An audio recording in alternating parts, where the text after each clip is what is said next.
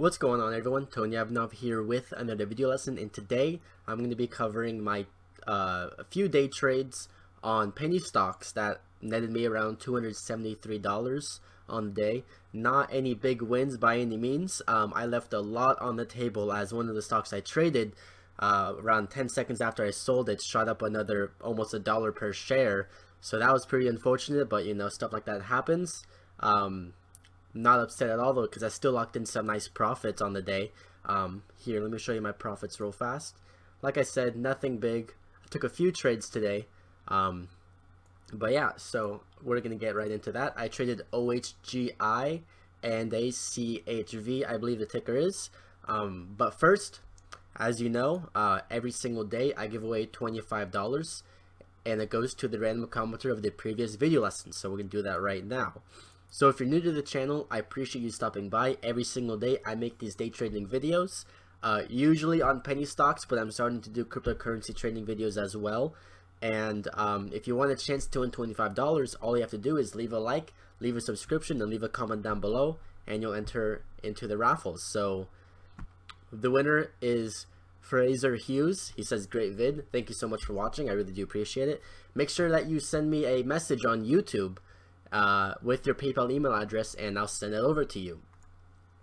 So the two stocks I traded today were OSGi and ACHV. Like I said, OSGi I traded in pre-market, actually, something I haven't done in a while, and ACHV I traded after the market opened.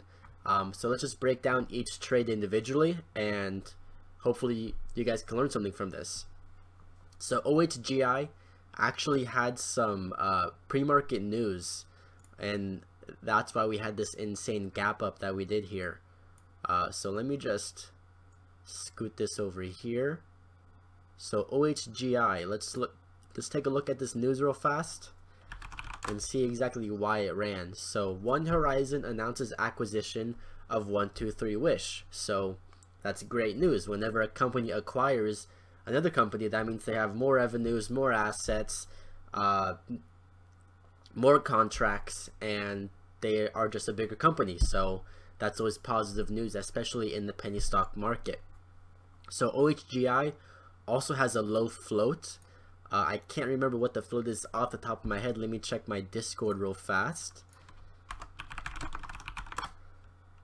OSGi, 9.17 million share float, so pretty low. What I've noticed with these news type plays recently is that they've been gapping up huge pre-market, and then they're selling off at the market open. So I wanted to rearrange my strategy on how I'm going to approach these type of plays, and I decided to take the chance and play in pre-market. The chart looked very good. It was on a constant uptrend, and it had some very nice flag patterns that I was taking opportunities on. So the best area to get into this stock would have been right here. Let me get my rectangle tool. Right on the break of that flag, when it breaks that downtrend with increased volume. You can see, let me zoom into this area. You can see this blue line right here is the middle Bollinger Band, and it held that line pretty well. It did dip just a tiny bit underneath it, but overall it held it. You know, these lines are not perfect. You have to give them a little bit of wiggle room, and this did it just fine. So it held that support, bounced up, broke that downtrend, and I actually didn't get into that entry because I was looking away from my screen. The point that I got in was right here on the break of new highs. So I got in here with around 1,000 shares, and I wasn't aiming to have a big win whatsoever because I was just practicing this pre-market play, just to, you know, learn how to play this type of moves. So I bought in at 245, 1,000 shares, and I sold at around 261, I believe my exit entry was, or my exit was. So I made around $150 on that one. You can see it did another gradual descending wedge, and I got in back here again with like 400 shares, I believe it was, and I sold into this spike and made around another 20 cent per share profit. But this time with not that many shares at all, so it wasn't a massive win. All in all, you know, the patterns were great. If I had a bigger account, I would have definitely held on for longer, but I just wanted to lock in those trades, mainly because this morning I wasn't feeling good at all. And as you know, I repeat this over and over again, when you're day trading, you have to really understand, where are you at mentally? You know, where are you at physically? Did you get enough rest? Did you eat breakfast? Are you sick? I didn't get enough rest, I didn't eat breakfast, and I was having a really bad sickness this morning. I had a terrible cough still. I still have my sore throat, but this morning I had an extremely runny and stuffy nose, and I just had a pretty bad headache. So I actually wasn't able to do my live stream trades, which was unfortunate. But you know, you have to have those sick days sometimes. So understanding that, I knew that my mind wasn't at the right place mentally to make these amazing trades. So, you know, instead of going for those amazing trades, I readapted my strategy and just locked in those nice quick wins. So that's exactly how I played OSGi. You can see at the market open, it did do a pre-market breakout, but you can see, like we've been watching for the past week or so, these pre-market breakouts have constantly been getting stuffed. So it got stuffed, it went on a pretty serious downtrend. You can see right here, always draw your wedges. Here's a nice wedge that was broken down, broke below the 50, or broke below the middle Bollinger Band, and had a huge crack down. And then this just basically it kept on cracking down over and over and over again. So this was done for the day. Once I saw these two big drops, I knew that people would lose a bunch of confidence in it, and we can actually draw this line further, and you can see that huge downtrending trend line held up as resistance and just made this go further and further down. Now it did kind of have a bull at midday, but this is super choppy to trade, and this would take a long time to make 20%. And that's exactly why I don't like to play midday and afternoon trades. I love to play the morning, and especially the first 30 minutes, because that's when there's the most traders, there's the most volume, and there's the most volatility. So there's OSGi. Next one I traded was ACHV, and this actually was not on my watch list in pre-market. However, they did have some pretty good news. ACHV. I swear it's ACHV. Let me check real fast. ACHV. Oh, that was weird. Alright, so ACHV also had news pre-market, but because it had no volume in pre-market, it didn't pop up on my scanner, which is something I'm going to readjust, because we've been seeing these type of plays that don't move at all in pre-market but still have news. These are the ones that have been exploding at the market open. You can see this stock went from $1.67 and hit a high of over $3 within 7, 8, 10 minutes. So very, very, very strong move. So let's bring up the news on ACHV real fast. See if we can get this up here. ACHV announces expansion of partnership with the University of Bristol for next generation blah blah blah therapies, and includes exclusive rights of development for those therapies. So that's, you know, a whole bunch of buzzwords, keywords in there.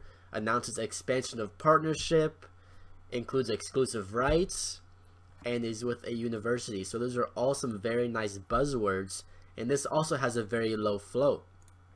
Let me see what the float on ACHV was. Float of ACHV is 7.85 million shares. So that's definitely a low float. And you can see after around 2 minutes, it just exploded with volume. And this popped up on my Trade Ideas low float mover scanner. And I believe the first time I took a position was at $1.88. So I took a position at $1.88. I took around 1,000 shares as well there, and then I took my profits at around $2.05. So all in all, that was another $150 winner. So at this point, I was up around $300, and then I tried taking another position with only 500 shares. I got back in at $2.14, right? I think on this candle, and then it had a pretty large, no, I believe it was this candle right here. It had a pretty large pullback all the way down to $1.82.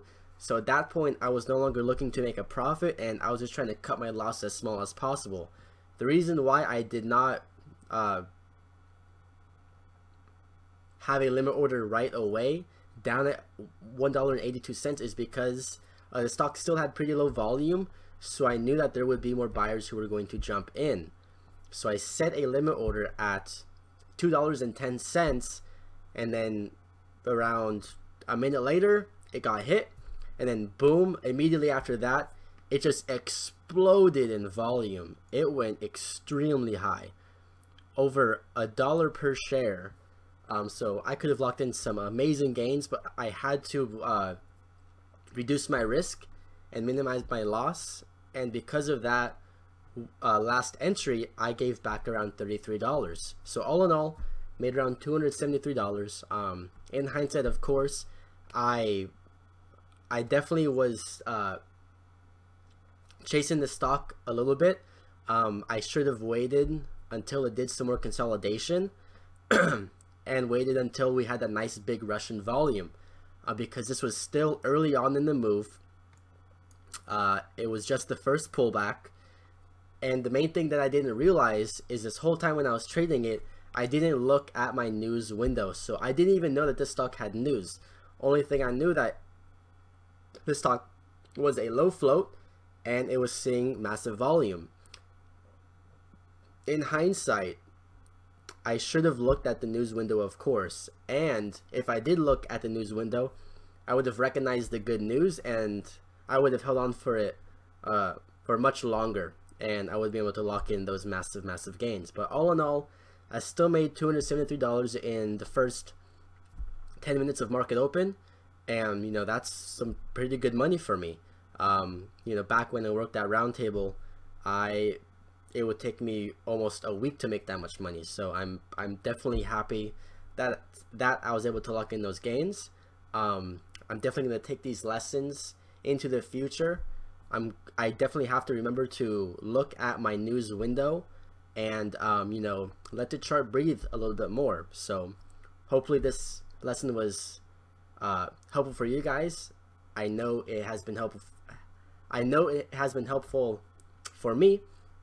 So if you enjoyed this video lesson, leave a like, leave a subscription, leave a comment down below, and you'll enter in a chance to win 25 bucks. Just last thoughts, don't forget you're only one pattern, one strategy away until you become a consistently profitable day trader. So don't give up, just find that one pattern and you'll be set to go. So I'll see you guys tomorrow.